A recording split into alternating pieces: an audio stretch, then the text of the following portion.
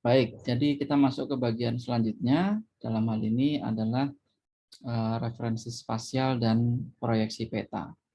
Nah, kenapa kemudian kita penting untuk menjadi penting untuk membicarakan referensi spasial dan proyeksi peta?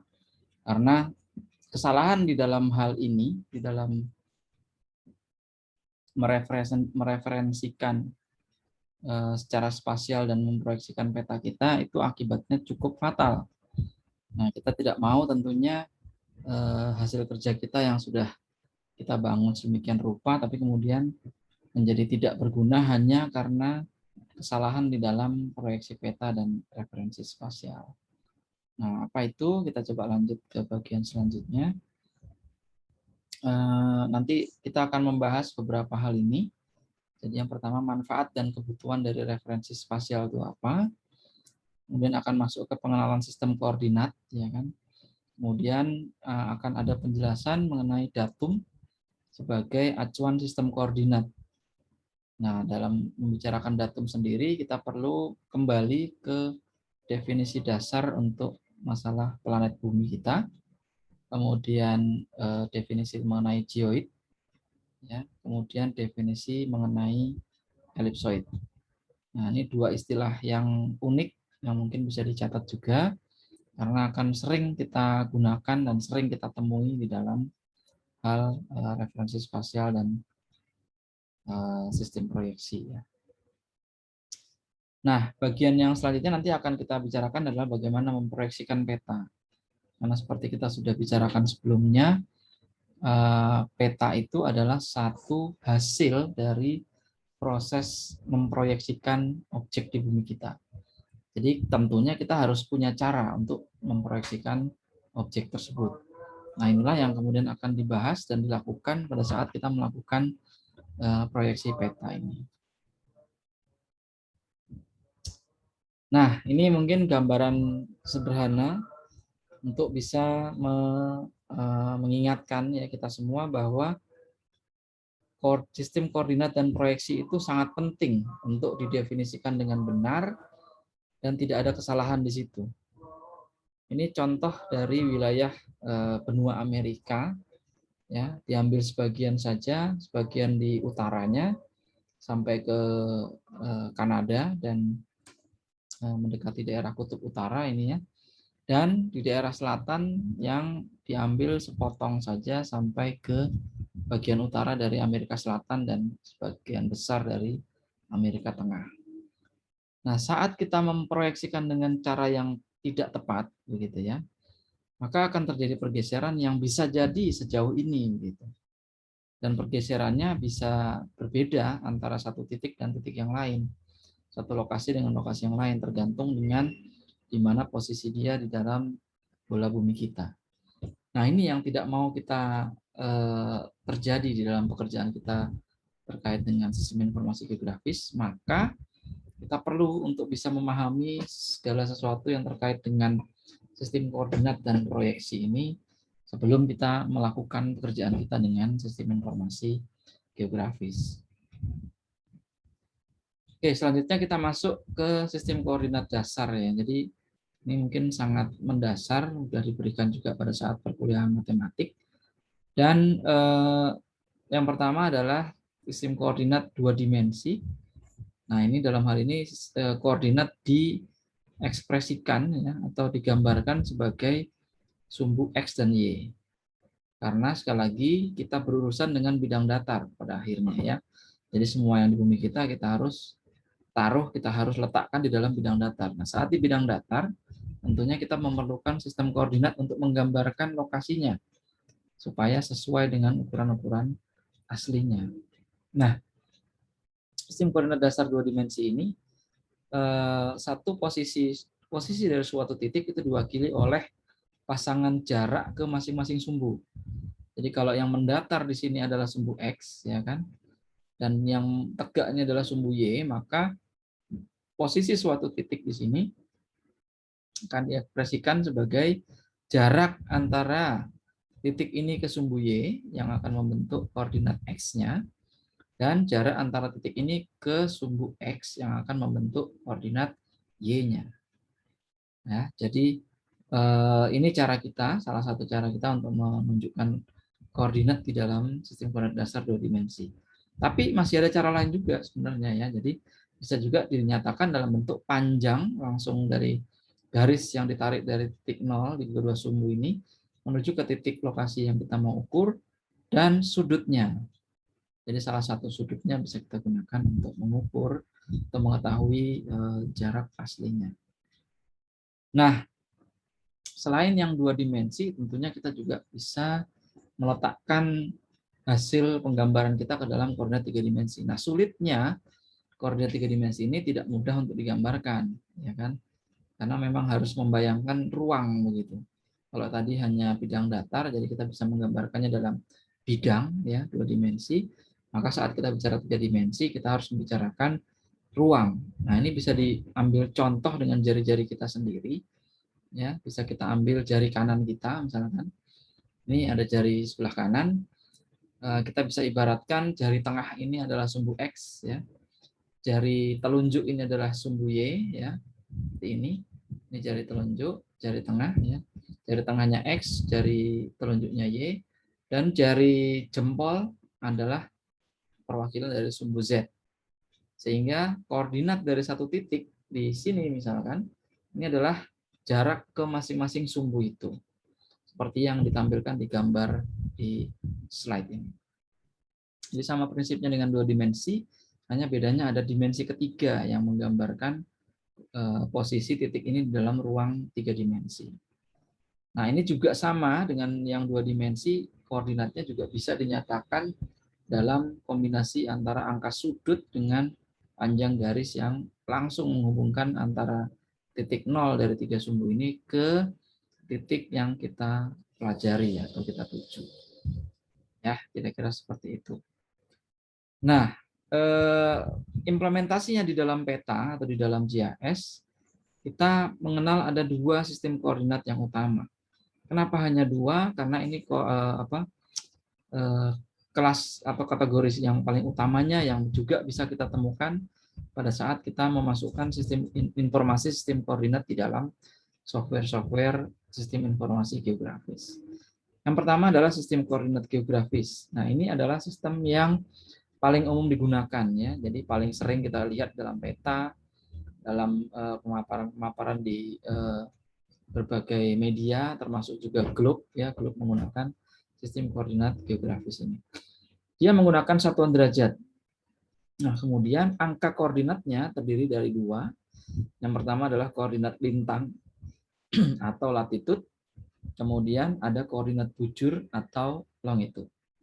Nah, di bawah masing-masing komponen koordinat ini ada penjelasan definisinya. Jadi di situ tertulis ada koordinat lintang adalah menggambarkan sudut antara garis horizontal antara ekuator dan pusat bumi dengan garis yang menghubungkan posisi objek dengan pusat bumi. Ini kalau cuma kalimat seperti ini saya yakin agak sulit dipahami ya. Sama halnya dengan yang longitude. Ini menggambarkan sudut antara garis vertikal antara meridian dan pusat bumi dengan garis yang menghubungkan posisi objek dengan pusat bumi. Sekali lagi ini juga sulit dipahami kalau tidak ada gambarnya. Nah, jadi lebih baik kita masuk ke slide selanjutnya yang menunjukkan gambar yang bisa membantu kita memahami apa sih sebenarnya koordinat lintang dan koordinat bujur itu. Nah, di dalam gambar ini ditampilkan bumi kita dalam bentuk sketsa sebagai bumi yang sebagai bola yang bulat utuh ya. Jadi kita mengasumsikan bumi kita itu seperti bola yang bulatnya utuh begitu ya. Nah, di sini bisa terlihat ada garis khatulistiwa di tengah. Di sini dikasih label sebagai ekuator atau pi sama dengan 0 gitu ya. Dan ada garis meridian atau lebih lengkapnya disebut sebagai Greenwich Meridian pada ukuran lambda sama dengan 0. Nah, inilah yang kemudian kita akan gunakan sebagai garis bantu untuk membantu kita menentukan berapa sih sebenarnya koordinat lintang dan bujur dari titik P ya. Nah, kita mulai dari yang lintang dulu.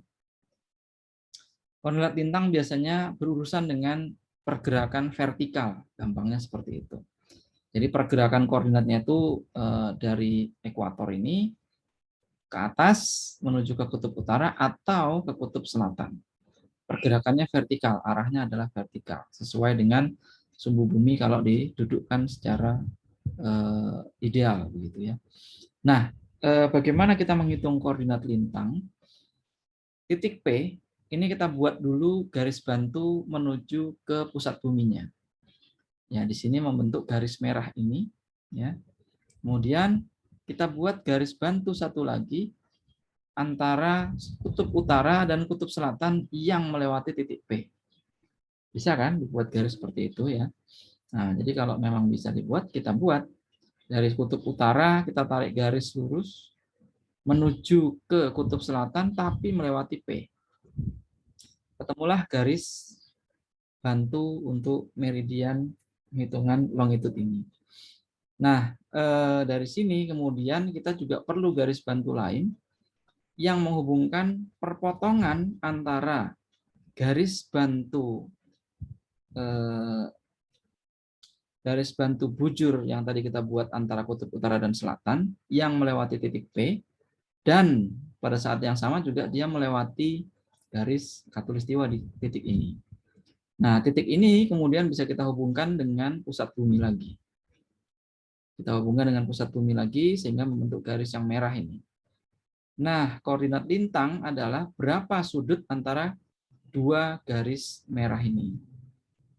Ya.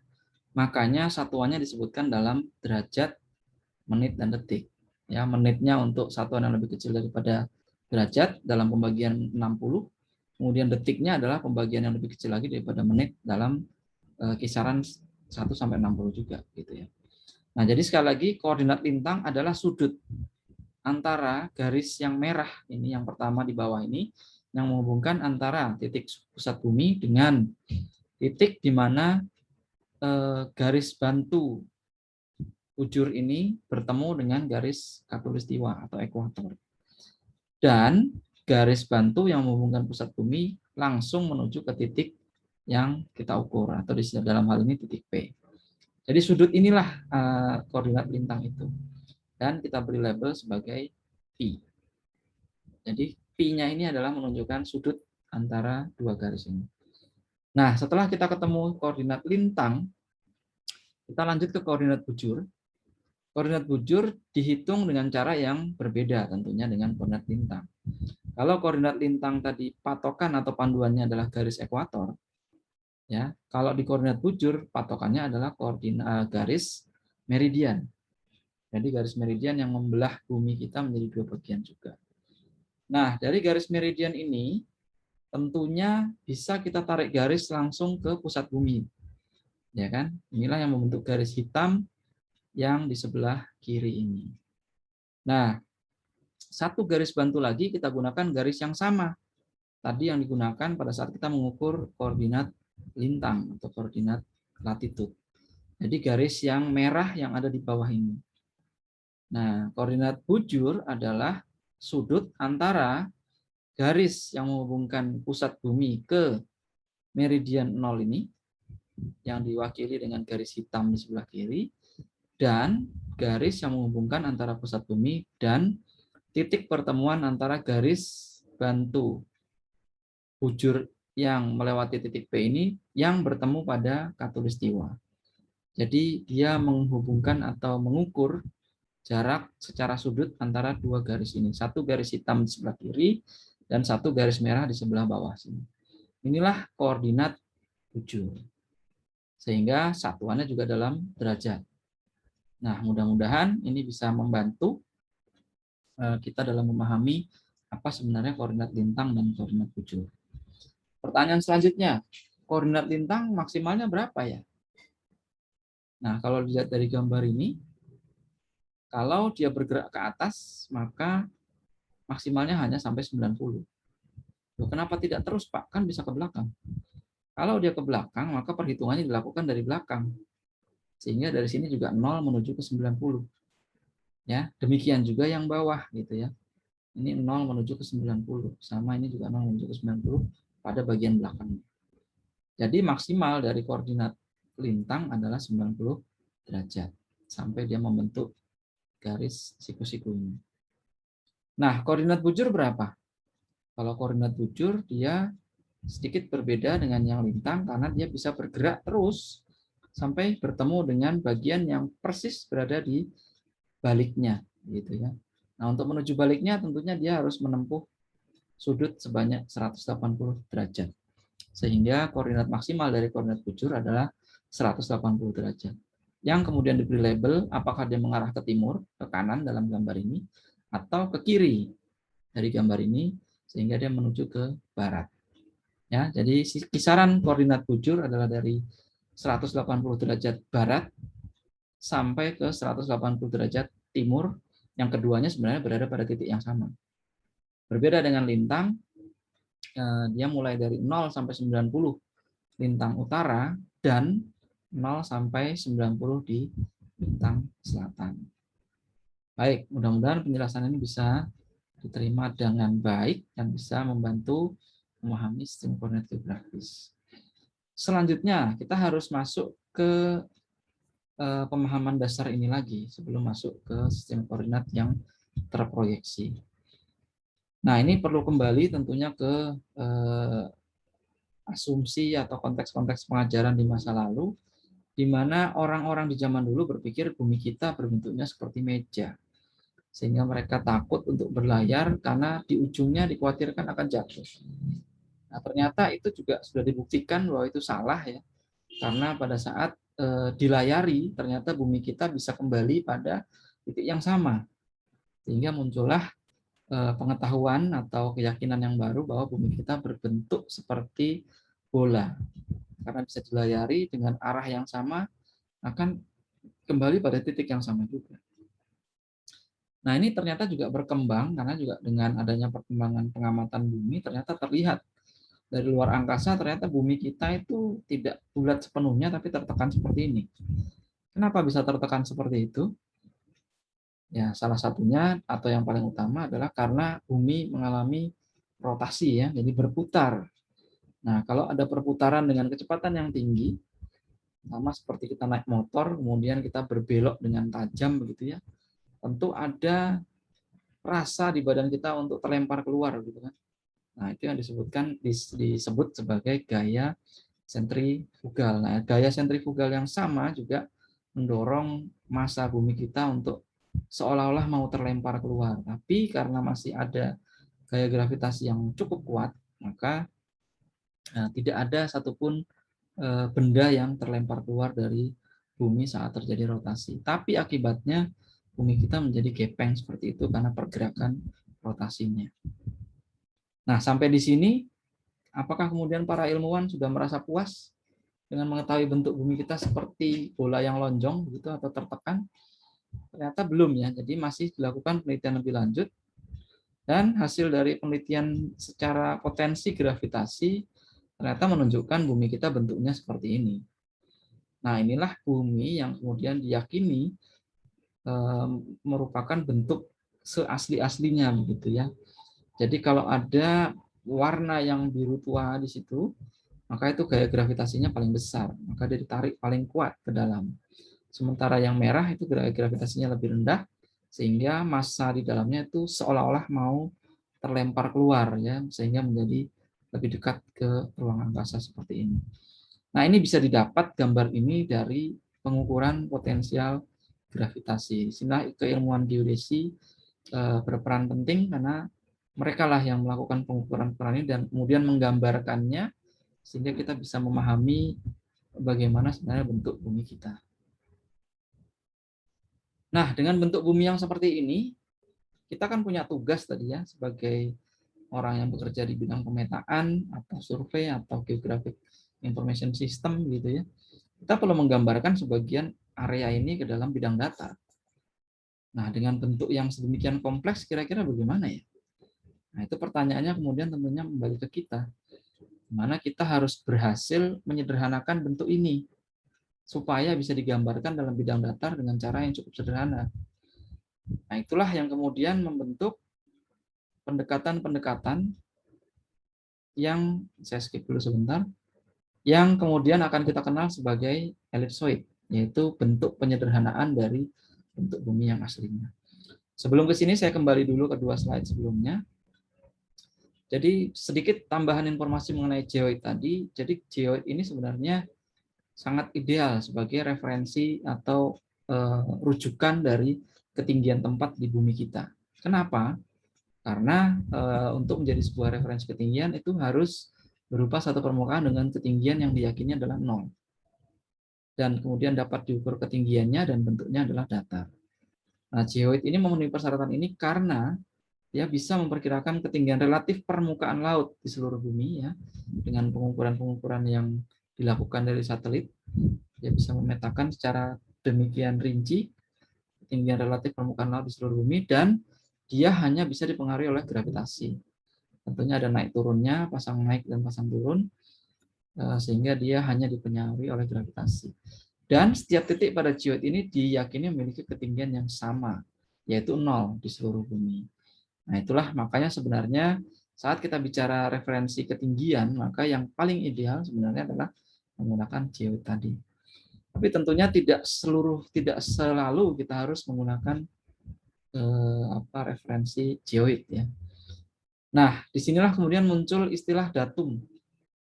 Jadi datum ini yang kemudian nanti akan sering muncul pada lembar peta yang kita proses, ya, yang kemudian perlu kita hati-hati memasukkan dan mendefinisikannya, gitu ya. Nah, jadi ada 2 sebenarnya, ada datum horizontal dan ada datum vertikal. Apa sih datum horizontal? Satu datum horizontal adalah satu set parameter yang mendefinisikan suatu sistem koordinat, termasuk, ya, ini sudah masuk istilah yang selanjutnya, yaitu spheroid, yaitu bentuk bulatan bumi tadi yang sederhana, tapi bentuknya masih belum yang gepeng ya. Karena kalau yang gepeng kita menggunakan istilah ellipsoid. Kemudian dia sudah mendefinisikan titik pusat buminya di mana, dan juga dia sudah mendefinisikan orientasi relatif terhadap pusat rotasi bumi. Jadi bumi kita juga berotasinya juga tidak tegak lurus, begitu kan? Sehingga orientasinya juga sudah harus didefinisikan secara benar. Nah, catatan yang pentingnya adalah semua koordinat lintang dan bujur itu pasti merujuk pada sebuah datum. Dalam hal ini datum horizontal. Sementara datum vertikal adalah satu model permukaan bumi yang menjadi rujukan pengukuran ketinggian. Jadi kalau yang horizontal tadi mendefinisikan sistem koordinatnya, yang vertikal ini mendefinisikan rujukan pengukuran ketinggiannya. Jadi saat kita mengukur tinggi, maka kita harus melihat datum vertikal. Saat kita memetakan bidang datar, kita harus melihat datum horizontal. Kira-kira seperti itu sederhananya.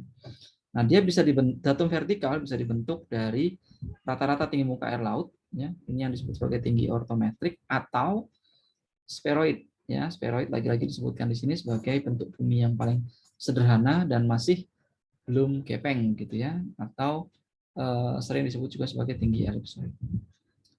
Nah, gambarannya seperti apa? Ini tadi sudah saya sampaikan sebelumnya. Lebih mudah memang dipahami dengan gambar ini. Jadi bumi kita bentuknya adalah seperti yang kuning. Dan tugas kita sebagai orang-orang yang membuat peta adalah memetakan wilayah yang kuning itu di dalam bidang datar. Gimana Pak caranya? Karena kan itu bentuknya kan tidak karu-karuan seperti itu. Susah membuat perhitungannya.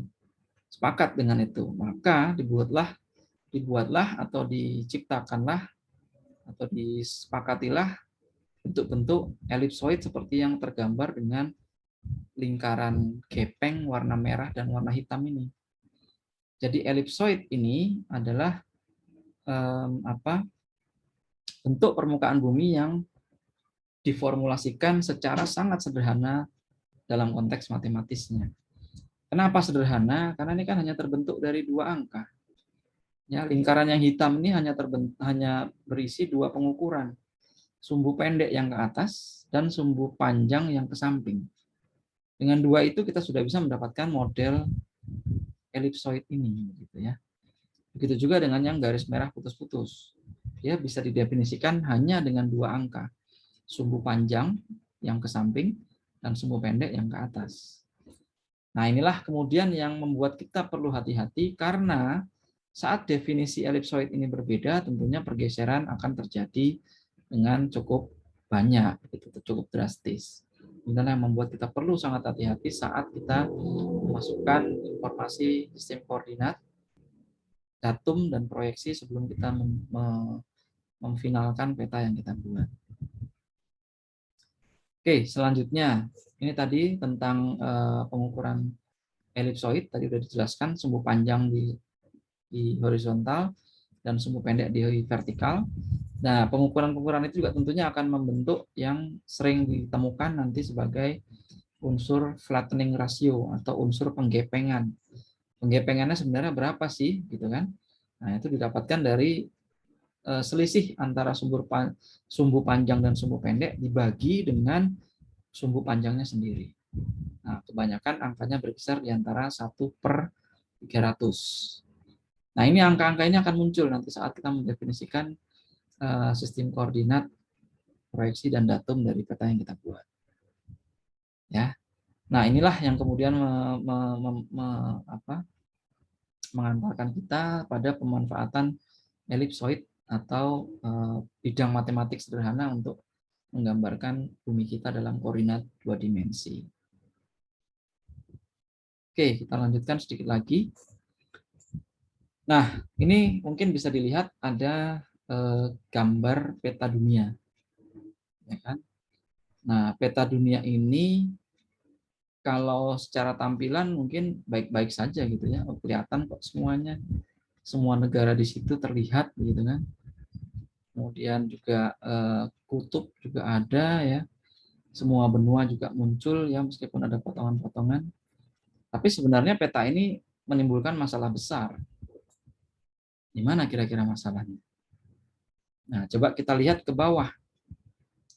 Mungkin kalau kita semua pernah main ke toko buku gitu ya, kemudian melihat ada globe, ada bola dunia itu, pasti kita bisa melihat bahwa di bagian bawah di kutub selatan itu bentuknya tidak seperti ini. Ya, bentuknya tidak melebar dan besar sekali seperti ini. Dia hanya kecil berbentuk lingkaran gitu kan. Itu juga halnya dengan wilayah-wilayah yang ada di kutub utara ini, tidak selebar ini dia. Nah, ini terjadi kenapa? Karena sumbu bumi yang di utara dan di selatan itu dipaksa sedemikian rupa supaya muat di gambar yang berbentuk kotak ini.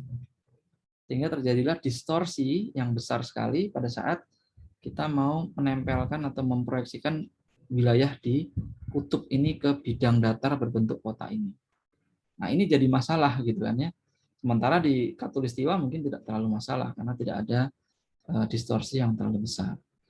Nah, inilah kemudian yang memicu pentingnya menentukan proyeksi yang tepat.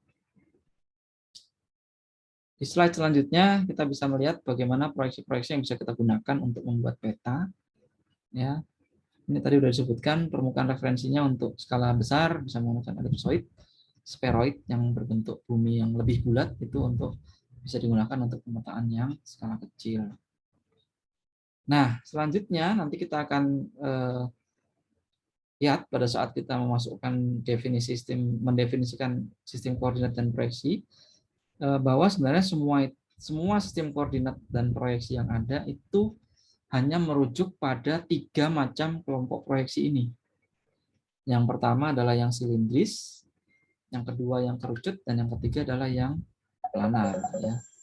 Jadi hanya ada 3 ini yang bisa kita gunakan, yang bisa digunakan menjadi semua sistem koordinat dan proyeksi. Nah, pada saat apa kita menggunakan yang mana? Itu kan pertanyaannya kemudiannya. Nah, jadi contoh yang tadi, yang satu bola dunia itu menjadi satu papan lebar itu adalah muncul dari sistem proyeksi silindris ini. Jadi bayangkan bumi kita dimasukkan dalam silinder, ya. Kemudian silindernya dipotong, terus silindernya dibuka, gitu. Nah, itulah yang terjadi dengan peta ini tadi. Nah, ini hasilnya seperti ini. Sementara yang kedua, yang kerucut, ini mungkin pasti akan berbeda ya. Saat kita masukkan bola bumi kita ke dalam kerucut, kemudian kita belah kerucutnya gitu ya, kita potong dan kita buka gitu kan. Itu akan muncul gambar yang dimana daerah kutub utaranya ini pasti akan mirip bentuknya dan luasannya dengan aslinya dibandingkan misalnya daerah Katulistiwa dan di bawahnya Katulistiwa, karena di bawah Katulistiwa tentu akan terdistorsi lebih besar dan lebih lebar lagi dibanding aslinya. Ya, nah yang ketiga adalah sistem planar. Jadi kita bayangkan bumi kita ditempelin kertas begitu, kemudian kertasnya langsung diproyeksikan dan digambari gitu ya, digambar mana-mana yang mau kita tampilkan di situ. Pertanyaannya mungkin kemudian yang mana yang paling bagus digunakan, Pak? Tidak ada yang paling bagus, jawabannya seperti itu. Karena semua proyeksi ini ada keunggulannya masing-masing. Nah, ini ada beberapa hal yang bisa disampaikan tentang distorsi. Jadi, ini sebenarnya bisa kita pelajari lebih lanjut, tapi mungkin tidak untuk perkuliahan SIG. Jadi, bila kita ingin mempertahankan sudut, gitu ya, maka kita bisa melihat atau mencari sistem koordinat terproyeksi yang mengandung kata-kata conformality ini atau konformal. Nah, kalau kita ingin melihat luas areanya terpetakan dengan benar, kita bisa mencari yang memiliki kata-kata equal area atau equivalence. Kalau kita ingin mempertahankan jarak sepanjang garis meridian maupun garis Katulistiwa itu terpetakan dengan benar, kita bisa mencari yang menggunakan kata atau prinsip equidistance. Nah, akhirnya tentunya kembali ke sini. Bagaimana kita memilih proyeksi yang benar, gitu kan? Tentunya harus mempertimbangkan beberapa hal. Bentuk dan ukuran area yang dipetakan. Apakah bentuknya besar, bentuknya seperti lingkaran atau memanjang, ukurannya dia sebesar apa ya. Kemudian tujuan petanya membuat satu dunia atau cukup kecil, gitu kan? Kemudian posisinya di daerah mana, apakah di kutub utara, apakah di Katulistiwa. Semua akan sama-sama menentukan proyeksi yang akan kita pilih. Nah, dari pemahaman awal tadi, maka kita bisa masuk ke penjelasan tentang sistem koordinat terproyeksi. Apa sebenarnya sistem koordinat terproyeksi ini? Yaitu sistem yang sudah mengakomodasikan salah satu dari 3 proyeksi tadi. Ya, tidak bisa 3-3-nya atau 2 dari 3 itu tidak bisa, pasti hanya bisa 1. Nah, dia umumnya memetakan sebagian permukaan bumi ke dalam bidang datar. Memang pasti tidak bisa semua, karena pasti distorsinya terlalu besar. Dan poin yang ketiga, dia didasarkan pada bentuk dan parameter elipsoid dengan cakupan tertentu. Nah, jadi elipsoidnya ini bisa jadi tidak seluruh bumi memang gitu ya. Dia hanya bagus untuk benua Amerika misalkan, atau hanya bagus untuk benua Australia misalkan. Itu sangat mungkin terjadi. Nah, poin selanjutnya adalah dia menggunakan koordinat lokal. Artinya, sebagian muka bumi yang digambarkan pada bidang datar itu kisaran koordinatnya disesuaikan dengan cakupan proyeksinya. Jadi karena dia biasanya tidak memetakan seluruh bumi, maka dia ada batasan-batasan kisaran koordinatnya. Ada koordinat maksimalnya yang bisa dia akomodir begitu ya. Nah, bagaimana aplikasinya bisa kita lihat selanjutnya di sini. Ini adalah contoh sistem koordinat terproyeksi yang paling umum kita gunakan, yaitu namanya Universal Transverse Mercator. Bagaimana ini dibuat? Bisa dilihat di gambar sebelah kiri. Jadi bumi kita dimasukkan dalam silinder besar gitu ya. Kemudian silindernya dipotong-potong sesuai dengan lebar tertentu. Nah, lebarnya adalah 6 derajat ya. Jadi karena bumi kita secara koordinat bujur terdiri dari 360 derajat, maka dengan dibagi 6, bumi kita akan habis dibagi menjadi 60 zona UTM ini. Ya, jadi sekali lagi di bawahnya juga dijelaskan di situ, sistem koordinat ini didasarkan pada sistem atau model transverse Mercator yang pada dasarnya lagi adalah bentuk silinder, ya, tapi silindernya tidur, tidak seperti tadi yang silindernya tegak begitu ya. Dan di sini dunia itu dibagi menjadi 60 zona selebar 60 derajat. Derajatnya derajat apa? Koordinat bujur gitu ya. Koordinat lintangnya berapa? Pertanyaannya kemudian ya. Koordinat lintangnya dia akan dibagi menjadi subzona lagi yang kecil-kecil di sini ya, dengan ukuran yang berbeda-beda dari masing-masing posisi lintangnya gitu. Tapi juga dipisah-pisahkan gitu ya. Nah, dengan ini ditengarai distorsi untuk masing-masing zona itu akan minimal, dan peta dan model sistem koordinator proyeksi ini itu akan memetakan area-area yang berbeda pada zona-zona yang berbeda juga, gitu ya. Sehingga ini juga memang cocok untuk wilayah yang kecil. Jadi kalau mau memetakan seluruh benua Amerika memang tidak bisa menggunakan ini, pasti perlu menggunakan sistem koordinat terproyeksi yang lain, gitu. Nah, aplikasinya di kita di Indonesia itu masuk di zona 46 sampai ke 54. Mulai dari Aceh sampai ke Merauke sana, dari 46 sampai ke 54. Dan ini seperti sampaikan tadi ada zona vertikal juga, tapi kadang-kadang juga ini tidak dirinci ya pada saat kita membuat peta dan memilih sistem koordinat proyeksi. Yang dibedakan hanya apakah dia berada di utara dari garis khatulistiwa atau di selatan. Nah, jadi kurang lebih seperti ini. Nah, inilah yang kita gunakan nanti secara praktis. Nah, selanjutnya di Indonesia juga mengembangkan sistem referensi spasial ya.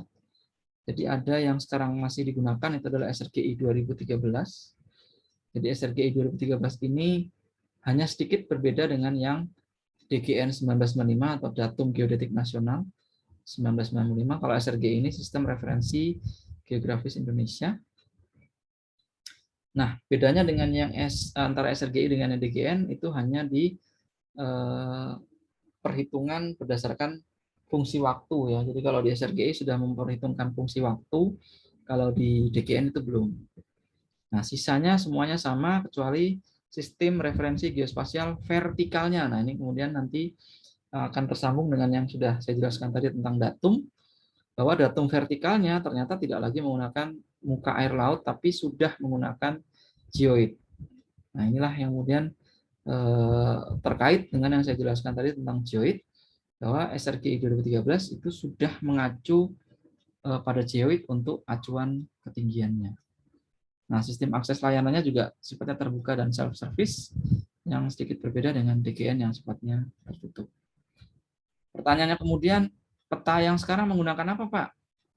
Ya, tentunya diarahkan semuanya menggunakan SRGI 2013, sesuai dengan Peraturan Kepala Badan Informasi Geospasial yang memang mengusahakan penyeragaman dari semua sistem referensi dan sistem peta yang ada di Indonesia. Ya, jadi kalau di Indonesia sekarang kita menggunakan SRGI, sistem koordinatnya 2, UTM dan geografis, dan SRGI ini datum dan elipsoidnya juga masih sama dengan BGS 84. Dan ini sudah mewakili datum vertikal dan datum horizontal. Ini menyimpulkan dan merangkum semua penjelasan di depan tadi, bahwa sekarang kita menggunakan ini, dan inilah yang perlu kita perhatikan supaya tidak ada kesalahan dalam proses pemasukan data di dalam sistem informasi geografis. Baik, sampai di sini mungkin saya cukupkan untuk pemaparan masalah sistem referensi spasial dan proyeksi ya. Terima kasih untuk perhatiannya. Kita nanti akan ketemu lagi di kesempatan yang lain. Salam sehat selalu, semoga semua dalam keadaan sehat. Amin.